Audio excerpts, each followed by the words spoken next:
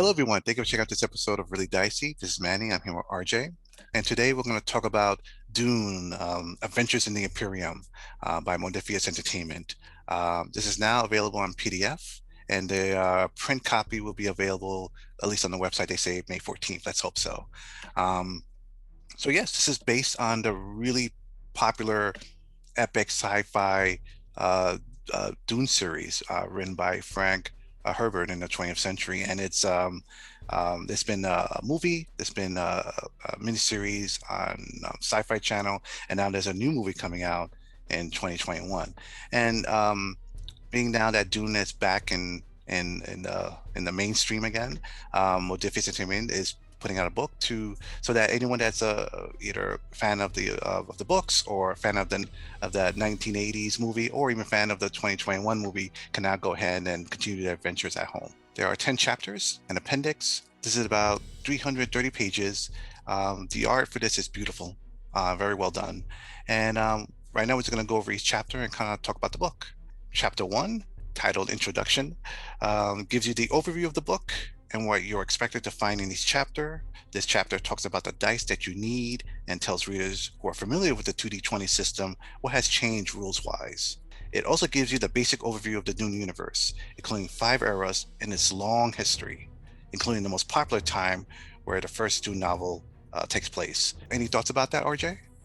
Yeah, this chapter also introduces us to two levels of play, which are architect level and agent level. So architect level is you're using your assets at a distance to achieve your objectives, whereas agent level play is more direct hands-on play, which is more common in traditional heroic role-playing games. I think this is a good help as well to get familiar with the Dune universe. I mean, the lore is pretty heavy, and I think they did a good job in not giving it all at once, but by piecemeal, if that makes sense, which kind of preps you for chapter 2, the known universe. That chapter is about almost 1/5 of the book. Modiphius does a really good job in giving you so much detail. It almost feels like this is the more of a source book of the novels than an actual role-playing game. And this chapter is really great if you've never read all of the Dune novels. And in fact, it's necessary for you to understand the full universe. If you, like me, you haven't read all of them. So it gives you basically a Cliff Notes version of the Dune saga across all of the novels, and then descriptions of the major powers and planets and schools, and an overview of technology, religion, social structure, even the corporate structure within Choam, if I'm saying that correctly. Yeah, and it does let the reader know that if you're familiar with Dune, this takes place. I mean, this uses all of Frank Herbert's books. Also uses all the material from his son's books as well, and his work with Kevin J. Anderson. Chapter 3 gives you some options to create your own house, including house type, what domain is your house most famous for, and the chapter gives you a list of expertise to choose from, like espionage and farming. It talks about creating your homeworld, banners, what roles your players and non-player characters have within the house, including advisor, marshal, spy master, and sword master, as an example. And most important of all, in my opinion, a section about enemies, including creating houses who hate you and the reasons why. Your thoughts? Yeah, this chapter was interesting because it comes before character creation. And so the first thing you do is you create your house. That comes before the character creation. And the house is going to determine what kind of adventures the game is going to have and what kind of characters are going to be available to play. And the house has its own house sheet. Like you have a character sheet, a house has its own house sheet. The group of players and the game master together are going to decide what house to play, because that's going to define pretty much the campaign. And yeah, like you mentioned, there are different house types, basically power levels, and domains, which is what's their chief economic contributor. What are they specialized in? Your homeworld and banners and arms, you get to set that all up. The power level of the house you choose to play will determine how much threat the game master can bring to bear against you. So you may not want to have a great house. You may want to have a minor house or a nascent house instead. Yeah, you could tell that the game wants to set up Backstory is very important. It's actually pretty much it's crucial because well, one, you have to make this first before you make your character, and it also helps develop the setting for your character and what your function is in the house that you're in. Yeah, and the house that you select when you create the house, you also select its traits. And those traits are basically put directly onto your character when we get to character creation as well.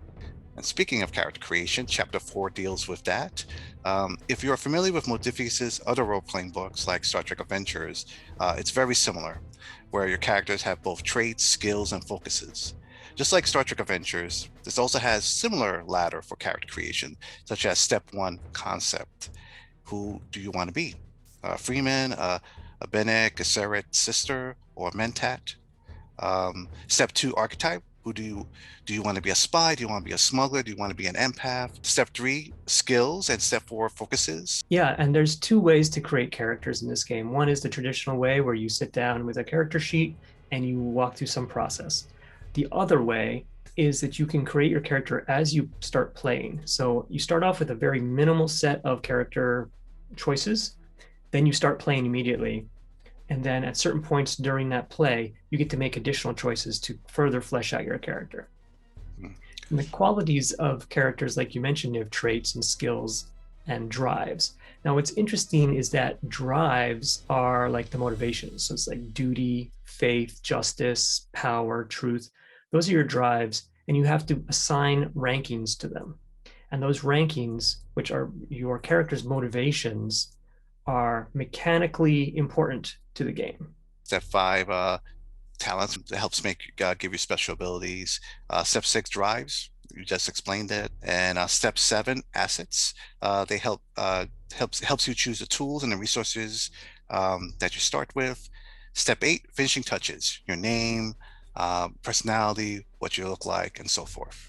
There are 20 archetypes, which are similar to classes in the game. So there are things like a commander, a courtier, empath, a smuggler, a spy, a warrior. So there are 20 to choose from there.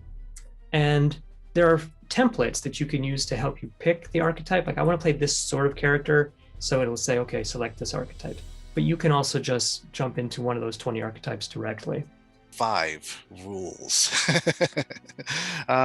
You don't need any other dice besides d20s. For skill tests, basically when you and the game master have a scene and you both decide on the skill and drive associated to what you need to accomplish, you add the skill and drive together to become your target number, and you want to roll the 2d20s to roll under that target number to be successful. And if you score a 1, it counts as 2 successes. The rules go on to talk about when to roll during a scene, difficulty and threat, and how they affect those rolls.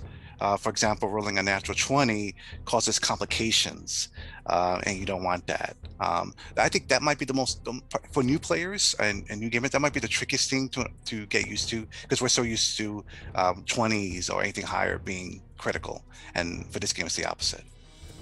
Yeah. Yeah, and each skill and drive, which are creating that target number, varies between a 4 and an 8. So on any skill, a character will have either a 4, 5, 6, 7, or 8. And same thing with drives, all 4 to 8. So the target numbers that you're trying to roll under are anywhere between 8 to 16, an average of a 12. So normally you're trying to roll basically a 12 or less on each individual d20. That's pretty good odds. That means you have a 60% chance normally of getting a success on a dice. And the full range is actually 40% at your lowest of getting a success to 80%. So that's really shifted in favor of the player succeeding. Yeah, and if you get more successes than you need for that scene, you can use that to store momentum. And momentum is a great tool for players. It helps them get out of trouble, or if they're in tough situations. And you can use it to, if you want to buy extra dice, or you can use it for role-playing purposes. You can try to get more information, or get a chance to ask another question, for example, from an NPC that you're trying to get information out of, or maybe another favor. Yeah, I really like this style of play. It's a narrative style of play where the players are participating in the world building or the scene building. So yeah, you're spending something in order to say, okay, in this scene, there's also this other thing. You're adding to the improv. Um, so you can either create an asset right there by spending some momentum, or you can change something in the scene into Mm. your favor. The thing about momentum is also you want to spend it quickly because it starts to fade away as time after a scene ends. You immediately lose a momentum from the pool. The pool is capped at 6, Yeah. so it's not like you can bank a whole lot. And threats work the opposite way as well. If you, again, complications cause a lot of problems, and with threats, you could just make it's very similar to 7C, where you can make things harder for the players. Their rules might maybe affected, and we may have to or the scene can become more complicated, so you need more successes than normal in that scene. Um, but yeah, that's I love that too. Yeah, so determination, you can only use it when your character's drive is applicable to the test. So if you're doing something and because you're doing it because of one of your drives that's very high, like this is truth seeking and I have a very high drive for truth, then I can use determination. I can spend one determination to change one of the dice I rolled to a natural one, which is a critical success, I guess. Or I could spend that one determination to reroll all the dice that I just rolled. Chapter 6, conflict. Pretty much this chapter is sort of an extension of chapter 5. There's additional rules. We discuss things like how initiative works, types of action, defeats and recovery. This chapter emphasizes the 5 types of combat you'll find in this game: dueling, skirmish, warfare, espionage, and intrigue. Each have their own set of style, which you want to learn if you want this game to feel like Dune. What I found interesting about this chapter was the fact that turns take place in rounds, like they do in almost every other game, but the turns actually don't go in some sort of initiative order. Rather, they alternate between sides. So it's assuming that you have two sides that are in conflict. And so one side gets to go, and they get to pick which of the characters in the scene goes for them. Then the next side gets to go. They get to pick which character in the scene goes for them at that point. And you keep going back and forth. But there's also a mechanic where you can say, after my side goes with this character, I want to keep the initiative by spending some momentum and have another character on my side go next, which is a cool little initiative bending mechanic. Chapter 7, assets. Assets deal with not just equipment, but also resources. There are rules here for creating assets and how to advance them, which I think is really awesome. So weapons, communications, and other tools are listed in this chapter, as well as transports and agents. So assets, tangible assets, we all understand. Those are objects. They could be weapons or armor or items. But intangible assets are also listed here. So these are things like contacts or favors that are owed. And there's a list of assets, and they each have a quality rating as well. There's a list of assets. So you have your personal assets, what we would expect from an equipment list. You also have your warfare assets, and these are things like transports and soldiers and artillery and shields. You have your espionage assets. These are things like weapons, like hunter seeker, or communication things like some intelligence, a map, and contacts and agents. And then finally, you have your intrigue assets. And these are things like favors, like there's a debtor who owes you some money, or valuables like land rights or raw materials, blackmail, contacts, or courtiers who are in the imperial court. Chapter 8, game mastering. I know advanced game masters tend to skip those chapters, but I would ask them to definitely take a special look at this, especially again because Dune is not any science fiction setting that you can really I wouldn't call it generic. It has a very special flavor to it. One would say maybe a little spicy, and that's a terrible pun. I am sorry for that. I am terribly sorry. But this section gives you tools for those that are new to role-playing games, which is great. As well as they give advice to advanced game masters about how to make this game feel like you're actually continuing the Dune saga. Yeah, there were three sections in the game mastering chapter that really stood out to me. One is because the Dune universe and subject matter is extremely heavy. Um, there is a lot more description around getting players to be comfortable or to signal and communicate about how comfortable they are with the subject being discussed. So there's a few options given as to how to do okay check-ins or how people can signal when they need to take a break or if something's getting too close to their limits. Another section which really stood out to me is how to move between architect level play and agent level play, because that is something that is a bit unique for this game. And then finally, there's a whole page on how to deal with prescience. When people can see the future, what does that mean? Do your players have choices that they're going to make? What if they don't turn out how it was predicted? So there's a whole page describing how to deal with this problem. Chapter 9, Allies and Adversaries. I love chapters like this where they have a bunch of NPCs that game masters can use. And I love it when these NPCs are like characters from the books or from the movies. So you get a whole listing about that. You also get information about the houses, which is great. Besides the most popular characters being made into NPCs, they also give you, like, I guess you could say, basic archetypes for if you want to make certain NPCs like on the fly, like a smuggler or a spy master or anything like that. So there's 25 of those sort of generic archetypes, um, and they're pretty useful. And that's enough examples to give a game master an idea of how to make their own. And then there's the rival houses section, and where they give you 5 generic rival houses that you can use to be enemies or allies of your player's house, and suggestions on how to use them as each, resources and domains, adventure hooks for how to include those rival houses in your story. So, for example, 2 of them are military house and espionage house, right? Those are the 2 that are probably the ones that come to mind first. And last but not least, chapter 10, Harvesters of Dune, an adventure at the end, so that you can either play it right away, or you can use it as a template, so you know how the adventures are constructed in this game. I don't want to spoil it too much, but there's 3 acts. This section's about 12 or so pages. It takes place in the right before the beginning of the first novel of Dune. Yeah, so this is an agent level adventure, right? Not an architect level, and is very, very Dune-like. So yes, it's on Arrakis, it's in the desert, it's related to spice harvesting.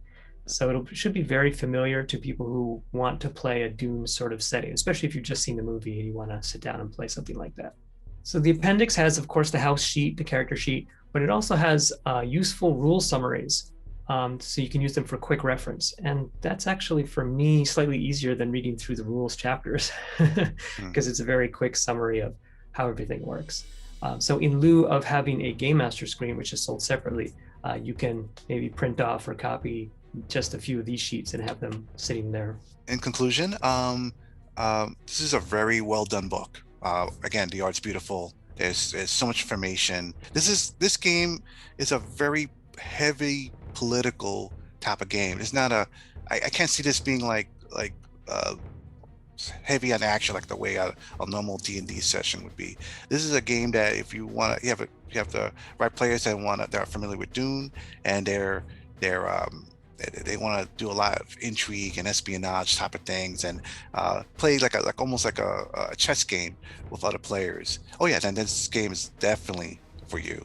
Especially also if you're a fan of Dune, I think you would like this book. Even if you never played the book, Modiphius does this thing with their books where they just do such a good job in collecting the lore that I would just collect this. I would just have this in my bookshelf and bring it out whenever I want to, just read about Dune.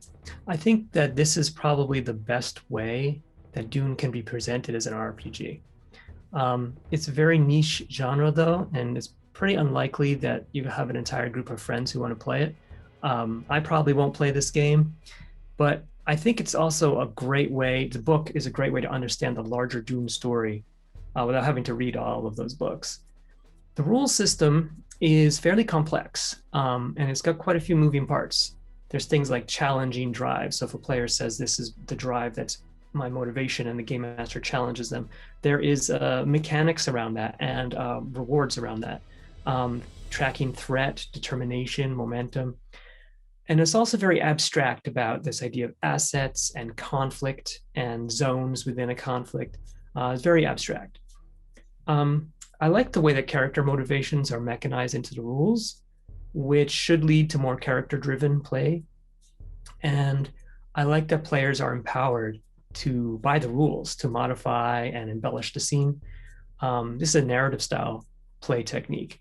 And failure as complications, that is also a narrative style play technique, which is challenging for people who are used to hack and slash style or tactical style game, but it's a lot of fun. I'm not sure how architect level play can be satisfying to a group of players. That's something I haven't seen demonstrated. The sample adventure is not architect level, so that is sort of an unknown for me. But I do appreciate that the social interactions that you have in a role-playing game are actually governed by mechanical rules. So players don't have to rely on their own speaking skills to succeed in these types of scenes. That allows for, in my view, that allows for more neurodiversity in the player group, which sometimes you have people who are very reserved and shy and are not able to participate in the same way as other people. So this gives people a way to have a character that has social interaction skills that they themselves may not have. I hope they'll come out eventually with maybe a beginner's box set.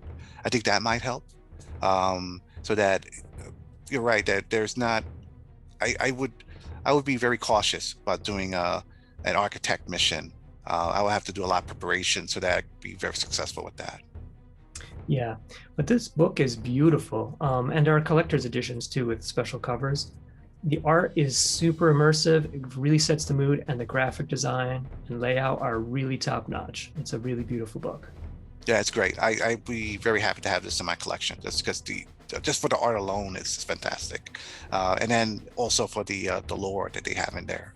Mhm. But yes, do you have a copy? Let us know what you think of the book. So thank you very much for watching. Take care and have a good day.